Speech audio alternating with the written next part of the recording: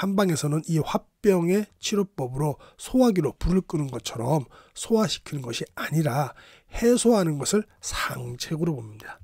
여기에서 해소란 어려운 일이나 문제를 해결하여 없애버림이라는 뜻이죠. 그러니까 약을 먹어서 일시적으로 불을 끄지 말고 그 원인을 밖으로 배출해버린다는 뜻입니다. 일시적으로 불을 끈다고 해도 화병의 원인이 남아있다면 다시 화병이 발생하기 때문이죠. 당신의 그 한숨이 정신적인 가스의 배출이라면 방귀나 트름은 육체적인 가스의 배출입니다. 참 이거 좋은 표현이네요. 그죠? 안녕하세요 시청자 여러분, 오늘도 만나 뵙게 돼서 반갑습니다. 여러분의 소중한 시간 아껴드리기 위해서 책의 핵심 내용만 쏙쏙 빼서 전달해드리는 건강 스케치입니다. 살짝 MSG도 치고 있습니다. 오늘 소개할 책은요, 완전 배출, 조승우 한약사님의 책입니다. 펴는 곳은 사이먼 북스입니다. 오늘도 긴 소리 안 하고 바로 본론으로 들어가겠습니다. 소론이 길면 뭐다? 혼난다. 방귀와 트름은 탁한 음식 때문입니다. 식당의 음식물 쓰레기통을 생각하면 쉽습니다. 과일 찌꺼기만 있다거나 채소 찌꺼기만 있으면 냄새가 별로 없습니다. 그러나 대형 식당에서 손님들이 먹다 남은 음식을 모아놓은 쓰레기통에는 코를 막고 도망칠 것입니다. 왜냐고요? 섞어 먹을수록 부패가 심한 이유이기 때문입니다. 섞어 먹으면 부패가 일어나고 방귀와 트름이 발생합니다. 당신은 방귀나 트림 때문에 불편을 겪은 기억이 있을 것입니다. 본인 때문에 주위에 있는 사람들이 코를 막고 찡그린다면 참 부끄럽기 때문입니다. 방귀는 고체나 액체가 기체 상태로 변환하는 과정에서 발생하는 자연적인 반응입니다. 당신이 서로 어울리지 않는 음식을 함께 먹으면, 그러니까 채소도 먹고 고기도 먹고 빵도 먹고 라면도 먹고 이것저것 한꺼번에 몸속에 구겨 넣으면이라는 표현이 좀 우습네요. 몸 안에서 발효나 부패가 일어납니다. 이것은 자연의 이치입니다. 당신이 식당을 운영하고 있다고 생각해 봅시다. 줄어드는 매출을 생각하고 은행 빚을 생각하고 자녀 학자금 문제를 동시에 생각한다면 머리가 찢어질 듯 아플 것입니다. 그리고 한숨이 나옵니다. 이런 것들을 화병이라고 하는데요, 우라병 사회의 준말입니다. 한방에서는 이 화병의 치료법으로 소화기로 불을 끄는 것처럼 소화시키는 것이 아니라 해소하는 것을 상책으로 봅니다. 이게 중요한 거죠. 소화기로 불을 끄는 게 아니고 이 해소하는 것, 이것을 상책으로 본다는 거죠.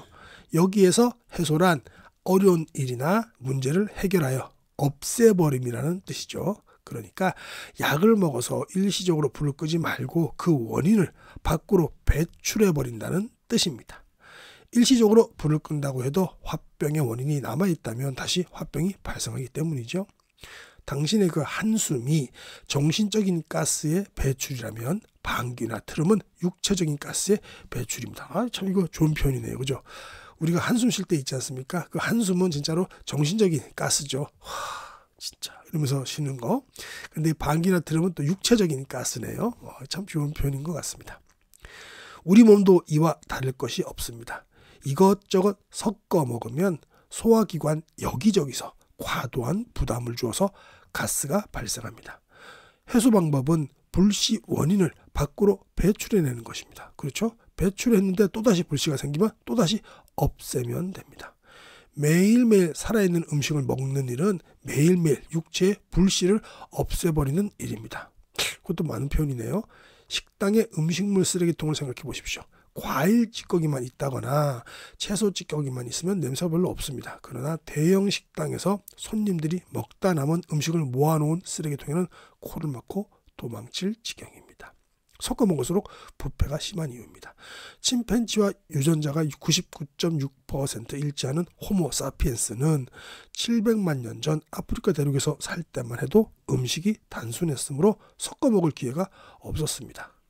그러나 인류가 유럽과 아시아로 이동하면서 농사를 짓기 시작한 1만 년 전부터 우리는 이것저것 섞어 먹기 시작했습니다. 우리가 농경사회로 진입하면서 오히려 채집 생활하던 사람들이 키도 더 컸고, 그죠? 또 오래 살았다고 우리가 밝혀졌죠. 그래서 이제 이 농경사회에 들면서 우리가 이제 섞어 먹기 시작하면서 병이 생겼다, 이런 주장들을 하시는 거예요, 그죠? 과일과 채소도 먹었지만 불에 구워 양념한 고기와 감자와 각종 통곡물을 익혀서 요리해 먹기 시작했습니다. 그리고 그것을 한 상에 차려놓고 먹기 시작한 것입니다. 여기에서부터 인류의 비만과 질병이 시작되었습니다.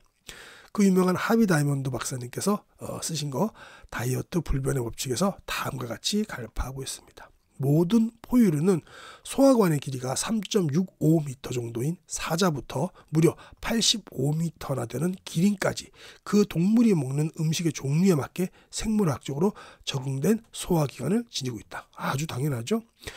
이 지구상에는 육식동물, 초식동물, 잡식동물, 과일식을 하는 동물들이 있다. 이들은 모두 그것을 먹고 소화시키면서 수백, 수천만 년 진화해 왔다. 인간이 어떤 형태의 소화기관을 가지고 있느냐에 대해서는 논란이 있다. 그러나 한 가지 확실한 것은 인간은 여러 형태의 소화기관을 모두 갖고 있지 않다는 사실이다. 이걸로 인해서 우리 자연식 주창하시는 분들이 과일, 채소식만 하자고 이렇게 말씀하시는 거죠. 그러나 우리 인간은 사자, 기린, 돼지, 말, 원숭이의 음식을 모두 먹는다. 인간은 이 모든 동물이 먹는 음식을 먹을 뿐만 아니라 밥상 위에 이 모든 것을 올려놓고 또 한꺼번에 먹는다. 여기에서 문제가 발생한다. 이것은 소화기관에 엄청난 부담을 지우며 몸에 독성 노폐물을 만들어내고 엄청난 양의 에너지를 소모시킨다. 네, 그렇죠. 독성 노폐물을 만들어 뿐만 아니라 또 효소도 많이 사용하게 해서 결국은 병든 몸이 된다는 것. 이것도 일리가 있는 얘기죠. 하비 다이먼드 박사님의 책이고요. 우리 강신원 편집장님이신 걸로 알고 있습니다. 번역을 하셨고요. 사이먼 북스에서 2021년도에 내놓은 책입니다. 산성 음식은 산성 소화액이 필요하고 알칼리성 음식은 알칼리성 소화액이 필요합니다. 당연히 이것이 기본이죠. 당신이 스테이크를 먹었다고 가정해 봅시다. 일단 위장 속으로 들어가면 농축된 단백질은 그것을 분해하는 산성 소화액을 필요로 하죠. 동시에 당신은 구운 감자도 먹게 됩니다. 그러면 구운 감자는 그 안에 있는 수분이 상당 부분 제거되어서 매우 농축된 전분의 성격을 띠게 됩니다. 그런데 이 전분 음식을 분해하는 데 필요한 소화액은 또 산성이 아니라 알칼리성이라는 거죠. 중학교 때 화학 수업을 들은 사람이라면 산과 알칼리가 만나면 어떤 일이 벌어지는지 잘 알 겁니다. 이 둘은 서로를 중화시키죠. 그러면 중화된 음식물들은 더 많은 소화액이 또 필요하고 더 많은 에너지가 필요합니다. 그래서 당신이 호텔 뷔페에서 이것저것 섞어 먹으면 속이 더부룩 답답한 이유입니다. 자, 졸음도 오더라고요. 나중엔 거죠. 탁한 음식들을 한꺼번에 털어놓으면 방귀와 트림이 나오지 않을 수 없습니다. 그러나 당신이 과일과 채소를 아무리 좋아한다고 해도 한꺼번에 많이 먹을 수가 없습니다. 딱 먹을 만큼만 먹게 됩니다. 그렇죠? 과일, 채소를 이걸 배 터지게 먹는 경우는 진짜 없죠. 자연이 다 맞춰주는 것 같아요. 바로 그 지점이 식사를 멈추어야 할 순간입니다. 당신은 과일과 채소를 먹은 후 가볍게 산책을 할 수도 있고 자전거도 탈 수 있으며 배드민턴도 칠 수 있습니다. 그러나 빵과 스테이크와 피자와 햄버거를 한꺼번에 먹는다면 분명 엄청난 양을 먹고 있는데도 식욕은 멈추지 않습니다. 실제로 그렇죠. 네. 그리고 헉헉거리면서 소파에 눕게 되는데 TV 리모컨을 찾아 채널을 돌리면서도 또다시 맥주를 마시게 됩니다. 불에 익히거나 공장에서 정제된 음식은 호모사피엔스의 신경을 틀어 막아서 적정량을 분간할 수 없게 교란시키기 때문입니다. 우리가 만들어 먹는 모든 음식은 특정 화학원소 및 분자들의 합성 물질입니다. 우리가 생채소와 생과일만 먹게 되면 그 구성 원소들은 활성화됩니다. 유기적으로 살아있는 원소들이기 때문에 적절히 섞어 먹어도 아무런 문제가 없습니다. 만약에 당신이 냉장고에 있는 모든 과일과 채소를 한꺼번에 냉파한다고 하셔서 착즙기나 믹서기에 넣어서 주스를 만든다 해도 아무런 문제가 발생하지 않습니다. 그런데 음식을 가공하거나 익히게 되면 그 구성 원소들이 불활성화됩니다. 이는 모든 음식에 예외 없이 해당됩니다.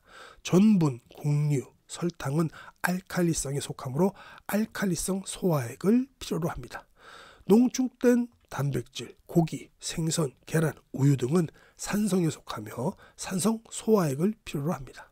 따라서 당신이 고기와 빵이나 감자를 함께 털어넣으면 서로 소화에 방해를 받습니다. 그 결과는 바로 탄수화물의 발효와 단백질의 부패, 즉 방기와 트림으로 변한다는 사실을 명심하기 바랍니다. 다음 차트 볼까요? 수분과 지방이 살찌게 만든다고? 위에 같은 독성 가득한 공장 음식을 먹게 되면 그 독성 물질은 하루에 처리할 수 없기 때문에 어딘가에 저장해 두어야 합니다. 그 최적의 저장 장소는 바로 지방세포입니다. 허리나 장단지나 엉덩이가 바로 그곳입니다. 일단 저장해 놓았다가 다음날 처리하라고 뇌에서 명령을 내리기 때문입니다. 그래서 허리, 장단지, 엉덩이가 살이 제일 많네요. 그죠?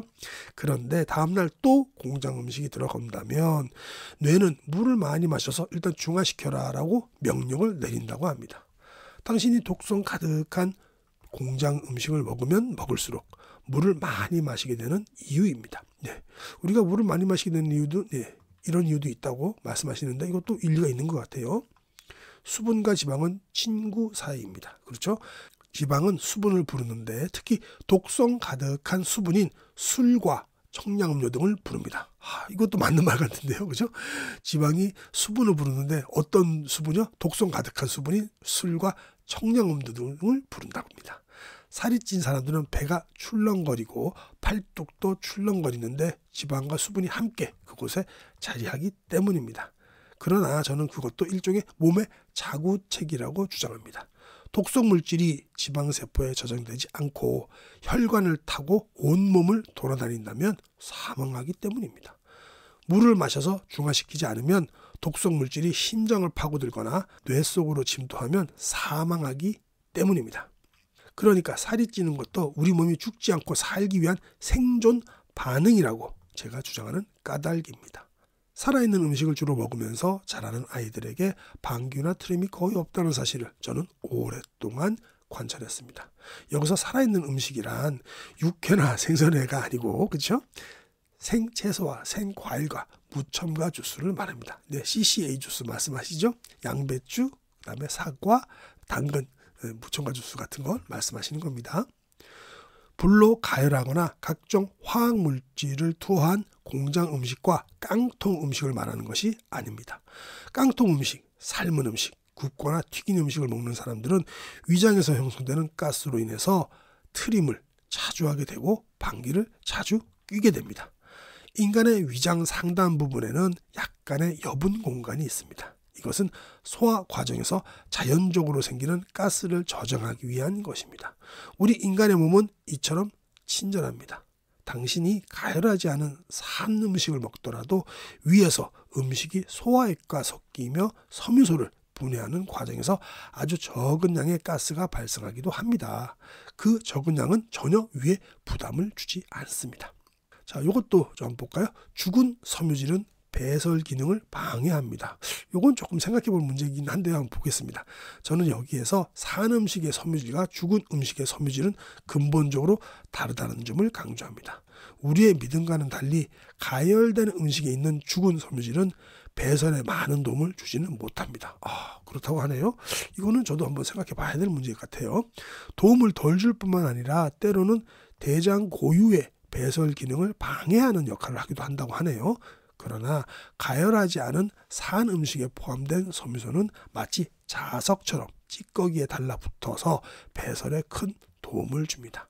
만약에 당신이 끊임없이 죽은 음식을 들여보내게 되면 영양결핍을 가져와서 장 안의 신경조직과 근육의 기능이 점점 약화되어 활기를 잃어버리게 됩니다.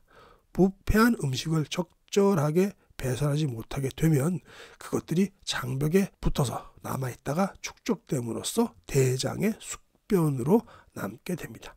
그렇게 되면 노폐물을 중화시키려는 좋은 박테리아와 썩은 물질을 좋아하는 나쁜 박테리아 사이에서 지속적인 전쟁이 일어납니다. 장내 환경 전쟁이 일어나네요. 전쟁이 맹렬할수록 화약 냄새가 진동하듯이 박테리아의 전쟁이 맹렬할수록 더 많은 가스가 방출됩니다. 이 가스가 차고 넘치면 고약한 방귀 냄새를 뿜게 됩니다. 방귀로 완전히 빠져나오지 못한 가스는 소화기관을 타고 올라와 입으로 나오는데 이것이 바로 현대인들의 가장 큰적인 입냄새입니다. 소화기관 내에서는 어느 정도의 가스 발생은 자연적이며 피할 수 없는 인체 현상입니다. 그러나 과다한 양의 가스는 여러 가지 질병의 원인이 됩니다. 여기서 저는 방귀와 트림 역시 자연치유의 일부분이라는 점을 또 강조합니다. 방귀와 트림이 나오지 않는 시스템이 1등이라면 방귀와 트림이 나오는 시스템이 2등이고 이것저것 섞어 먹는데도 방귀와 트림이 나오지 않는 시스템이 꼴찌입니다. 이건 진짜 문제가 심각한 거네요. 그죠? 오히려 방귀나 트림이 밖으로 나오면 배출이라도 좀 되는 건데 이것도 아예 안 돼 버리고 변비에다가 이런 것도 배출 안 되고 그러면 몸에 모든 쓰레기가 쌓여갖고 부패되는 거 아닙니까? 그죠? 무슨 말이냐 하면 독가스가 밖으로 새어 나오면 그나마 좀 살 수 있지만 독가스가 못 나오고 몸에 스며든다면 각종 질병의 원인이 되기 때문입니다. 이는 자동차의 배기 시스템과 다를 것이 전혀 없습니다. 좋은 연료를 넣은 좋은 자동차는 소리도 별로 없을 뿐더러 배기가스도 심하지 않습니다. 완전 연소하기 때문입니다. 요즘에 전기 자동차는 가스 배출구도 없죠. 소음도 거의 없습니다. 옛날 증기기관차는 정말 시끄러웠죠. 게다가 디젤 기관차 역시 소음이 컸지만 KTX 기차는 소음이 크지 않습니다. 석탄보다 석유보다 효율이 높은 전기를 주 원료로 사용하기 때문입니다. 원래 큰 생각을 가진 성인이나 철인들은 시끄럽지 않은 법입니다. 생각이 올곧지 못하고 우왕좌왕하는 저작권의 사람들이나 사기꾼들은 말이 많습니다. 빈수레가 요란하다는 그런 말씀 하시는 것 같아요. 전철에서 시끄럽게 떠드는 사람들을 보면 생긴 모습이나 행색도 비슷합니다. 아, 그런가요? 이거 제가 관찰 안 해봤지만 그런 것 같기도 하고요. 한결같이 표정도 어딘지 모르게 불안해 보입니다. 인간의 몸도 이와 다를 것이 하나도 없습니다. 당신의 몸이 건강한 상태에서 살아있는 음식을 넣어주면 음식은 소리 없이 조용히 완전 연소되고 완전 배출됩니다. 가끔 제가 만나는 환자들 중 입에서 악취를 풍기는 사람이 있습니다. 그 악취가 어디서 나오는지 파악하는 것은 저에게 조금 더 어렵지 않습니다. 눈빛이 흐려져 있고 피부도 누리끼리하고 창백하며 배가 뿔뚝 튀어나와 있고 톡톡 튀는 생기라고는 찾아볼 수 없는 사람일수록 그들 뱃속에 장이 축 늘어져 있음을 짐작할 수 있습니다. 그 장기관들은 악취를 뿜어내는 씨앗을 뿌리는 트랙터 역할을 하고 있다고 저는 주장합니다. 네, 이렇게 해서 오늘의 결론 및 핵심 요약까지 왔습니다. 여러분들이 제일 좋아하시죠? 우리는 뭐라고요? 까마귀 고기를 먹죠. 자, 방귀와 트림은 탁한 음식 때문입니다 라고 했는데요. 섞어 먹을수록 부패가 심한 것입니다. 이것저것 한꺼번에 몸속에 구겨 넣으면 몸 안에서 발효나 부패가 일어납니다. 이때는 발효보다는 부패라고 표현하는 게 더 맞겠네요. 당신의 그 한숨이 정신적인 가스의 배출이라면 방귀나 트림은 육체적인 가스의 배출입니다. 우리가 만들어 먹는 모든 음식은 특정 화학 원소 및 분자들의 합성 물질입니다. 우리가 생채소와 생과일만 먹게 되면 그 구성 원소들은 활성화되는데 유기적으로 살아있는 원소들이기 때문에 적절히 섞어 먹어도 아무런 문제가 없죠. 그래서 방귀와 트림이 나오지 않는 시스템이 1등이고요. 그 다음에 방귀와 트림이 나오는 시스템이 2등이고 이것저것 섞어 먹는데도 방귀와 트림이 나오지 않는 시스템이 꼴찌. 이게 바로 병을 부르는 것입니다. 라고 우리 조승우 한약사님께서 정의해 주셨습니다. 맞는 말인 것 같아요. 그죠? 이상으로 오늘 책 리뷰 마치도록 하겠습니다. 건강은 하루아침에 망가지거나 좋아지지 않습니다. 건강 스케치와 함께 좋은 습관을 꾸준히 유지하시기 바랍니다. 지금까지 함께해 주셔서 정말 감사합니다.